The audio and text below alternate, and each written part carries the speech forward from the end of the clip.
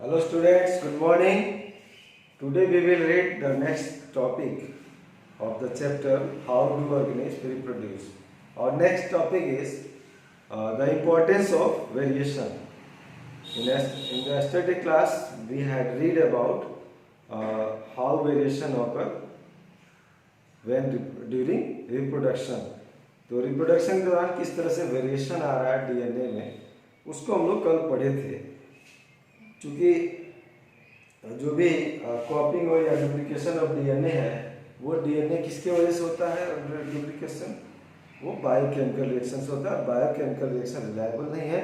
इसका मतलब ये हुआ कि जो भी डुप्लीकेशन हो रहा है यानी जो डबल डीएनए बन रहा है, कॉपी उसकी जो हो रही है वो एग्जैक्ट नहीं होगा, थोड़ी सी वेरिएशन उसमें आएगा। ठीक है, इसकी संभावना है। ठीक, एग्जैक्ट भी हो सकता है और संभावना वेरिएशन की भी बनी हुई है। अब यहाँ पे है तो उस वेरिएशन का इंपॉर्टेंस क्या है, उसका महत्व क्या है। तो देखिए कोई भी ऑर्गेनिज्म, यहाँ पे डिफरेंट ऑर्गेनिज्म है और डिफरेंट ऑर्गेनिज्म डिफरेंट प्लेसेस में रहते हैं। और यहाँ प्लेसेस को निकेस भी बोल रहे हैं, नीचेस है ना, नीचेस। तो नीचेस मतलब स्थानीय होता है, प्लेसेस होता है। ठीक है, तो डिफरेंट आप प्लेस देख रहे हैं, जैसे कि कुछ ऑर्गेनिज्म जो है पेड़ पे रहते हैं, कुछ पानी में रहते हैं, कुछ मिट्टी के अंदर रहते हैं, कुछ मिट्टी जमीन पे रहते हैं, है ना। तो अलग अलग नेचर्स पे अलग अलग प्लेसेस में रहने के लिए हमें बॉडी डिजाइन का जो फीचर्स है उस ऑर्गेनिज्म का वो मेंटेन रहना चाहिए। जैसे पानी में जो जीव रहते हैं उनका एक स्पेशल बॉडी डिजाइन होता है, तो वो बॉडी डिजाइन मेंटेन रहना चाहिए, तभी वो पानी में रह सकते हैं। जो पेड़ पे रहते हैं उनका भी स्पेशल बॉडी डिजाइन है, वो मेंटेन रहेगा, तभी वो उस पर रह सकते हैं, उस स्थान पे रह सकते हैं। या जो हवा में उड़ते हैं उनका बॉडी डिजाइन अलग है, अगर वो बॉडी डिजाइन मेंटेन रहेगा तभी वो हवा में उड़ सकते हैं। और ये बॉडी डिजाइन मेंटेन कैसे होगा, जब डीएनए की कॉपी होगी, कंसिस्टेंसी होगी इसकी कॉपी में, यानी जो कॉपी हो रहा है डीएनए का जो न्यू ऑफस्प्रिंग के लिए, तो वहाँ पे ज़्यादा बदलाव ना हो, ज़्यादा वेरिएशन ना हो, तभी वो बॉडी डिजाइन सिमिलर रहता है। ठीक, अब सवाल ये हो गया कि मान लीजिए कि अब स्थान में ही अचानक परिवर्तन आ जाए, हमारे इकोसिस्टम में ही परिवर्तन आ जाए, अचानक ड्रास्टिक चेंज आ जाए, उस समय क्या होगा। सपोज कीजिए हम जहाँ यहाँ पे रह रहे हैं, यहाँ का टेम्परेचर बढ़ गया है ना, जब ग्लोबल वार्मिंग की वजह से बढ़ते जा रहा है, तो आज जो हमारा टेम्परेचर है हो सकता है इससे कहीं ज़्यादा 10 डिग्री आगे चल के नॉर्मल टेम्परेचर पे वो 10 डिग्री बढ़ जाए, तो उस समय क्या जितने भी जीव है वो सर्वाइव करेंगे? नहीं करेंगे। तो हो सकता है कि पूरा का पूरा पॉपुलेशन खत्म हो जाए। ठीक, जो जमीन पर रहने वाले हैं। ठीक है, अब पानी में मान लीजिए, पानी जो मॉडरेट रीजन में जो ओशन है, तो मॉडरेट रीजन में कैसा टेम्परेचर होता है, मॉडरेट होता है ना। जैसे टेम्परेट रीजन में, टेम्परेट रीजन आप लोग जियोग्राफी में पढ़ चुके हैं, तो टेम्परेट रीजन में टेम्परेचर कैसा होता है, मॉडरेट होता है, ना ही ज़्यादा गर्म होता है ना ही ज़्यादा ठंडा होता है।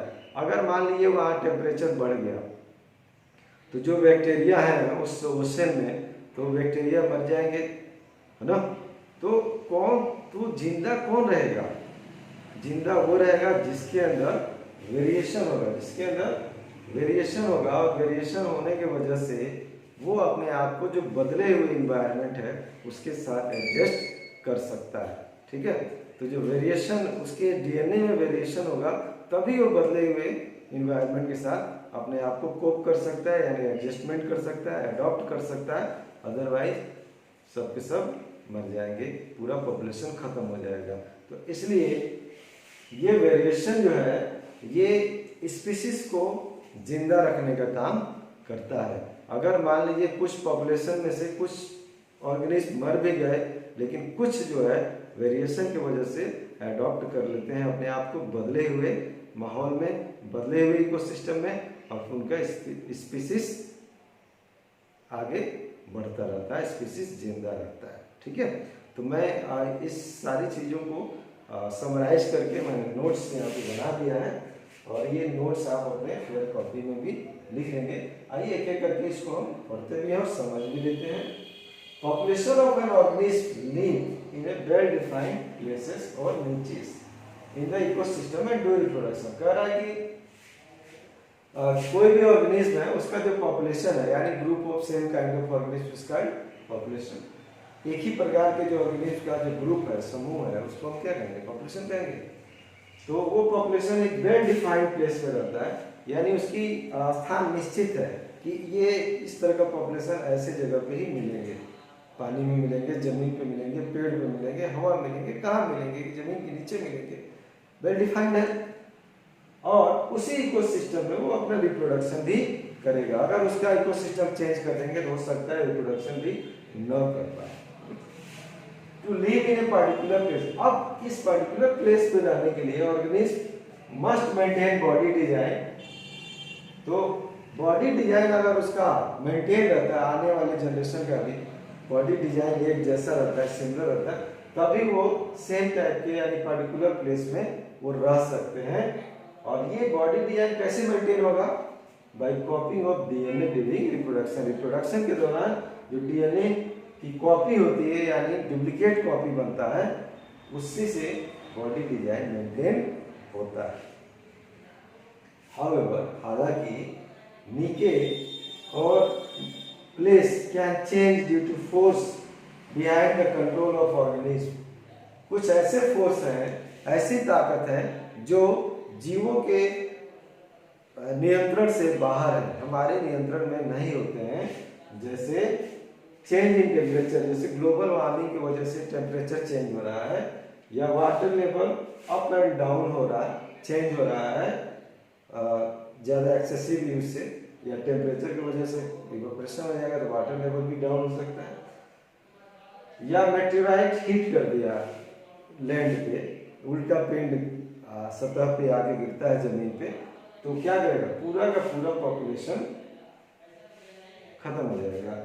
द ड्रास्टिक चेंज, इस तरह के बदलाव को हम क्या कहेंगे? ड्रास्टिक चेंज, यानी नाटकीय बदलाव हो गया, यानी जैसा हमने उम्मीद नहीं किया, अचानक ये बदलाव हो गया बड़े स्तर पे।